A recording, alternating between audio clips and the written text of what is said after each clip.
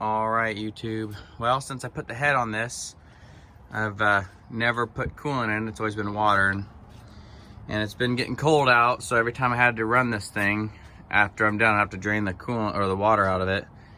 So I drained all the water. George and I are gonna go ahead and fill it up full of antifreeze finally. Try not to spill this stuff. It's harder to do with one hand. Out with the old and in with the new. Seems weird to be buying parts for a Peterbilt at Western Star. Pretty cool. Good prices. All right, the new batteries are in.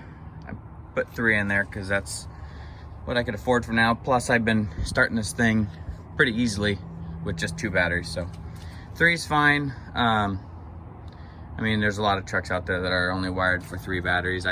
This one was 4. Originally I was gonna put 4 in it, but I got the 2 brand new ones on this bank tied together, and this one by itself, just because sometimes batteries, if you got one that's a different age, they tend to wanna, they'll wanna kill each other if they're on the same. So this one's isolated on its own disconnect switch, so that's done. And then I can put the other 2 batteries that I was using in this back in the Kenworth. Never had these fog lights working. I put them on, never wired them up. You can see there's the wire hanging down, that little yellow wire right, where's my finger? Right there. So I ordered 100 feet of that 16 gauge wire. I'm gonna wire from there, jump to there, go down the frame rail, and then tie into that little junction block there. So the fog light switch on the dash, we'll turn those on. So I got the fog lights all wired in. I ran the wire down and then down the bumper there. Ran it up from the frame rail, followed the original wiring harness that it's kind of hard to see. Let me show you guys. Oh, you see that red wire down there? I just followed the original wiring harness. Ran it up, and then I ran it to an inline fuse into the junction box. Now, if you look, there's a black wire right behind it that I tied into. This is off the fog light switch, but I think that wire's got a break in it somewhere, because on the other end there's no power, and it's all in a loom, old too, with like this, and so I just didn't want to open that up and make a headache. So being that I didn't really quite trust the wiring, not the wiring I just put in, that's good quality wire, but I didn't trust the wiring in the dash, under the dash, in case I'm pulling too many amps. I put that inline 15 amp fuse, which 16 gauge is plenty, rated for 15 amps. So, but we'll turn the fog light switch on.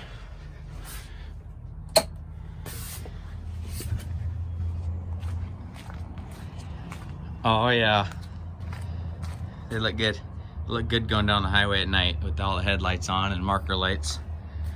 Now I'm gonna go ahead and work on them turn signals. All right, YouTube, never mind the hissing, that's just a little air leak I got under the dash. One of the things I need to address on this is the heater.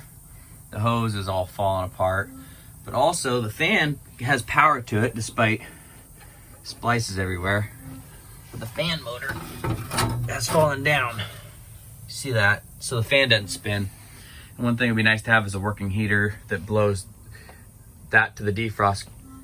But cool thing about these is the way you do, if you want your defrost, you close these, and then the air from the fan is supposed to force up through that hose. And if you want it on your feet, you open these, which is kind of cool. So anyways, I hope to get this working now, if I can get this all apart. I got the fan working. I took it all apart, these screws, and notice it just came unsnapped. So the switch is junk, it's broke, but hold on.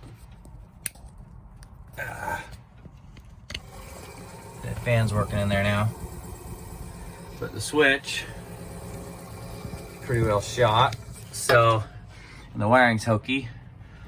So I'm gonna go ahead right now and wire in a new switch. And I have this toggle switch here. So I'm gonna wire this toggle switch in, and I got a couple more of these switch extensions that'll come out, so you can which would be kind of cool, so they'll match. And then of course, like everything else on this that I'm wiring in, putting fuses in. So better to blow a fuse and melt the whole thing down, because it's a lot of old wires back here. The toggle switch is all wired up with the inline fuse, ready to go in there at the heat shrink butt connectors. So here we go. All right, the fan's running, power wire's coming down to it, looks good. This is a turn signal wire, it'll go away.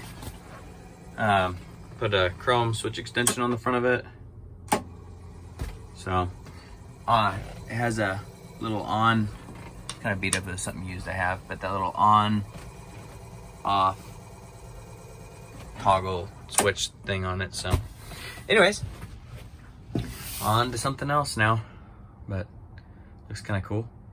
Definitely better than that heat knob I got with the truck when I was pulling the interior apart. I found it, but the switch was just garbage, so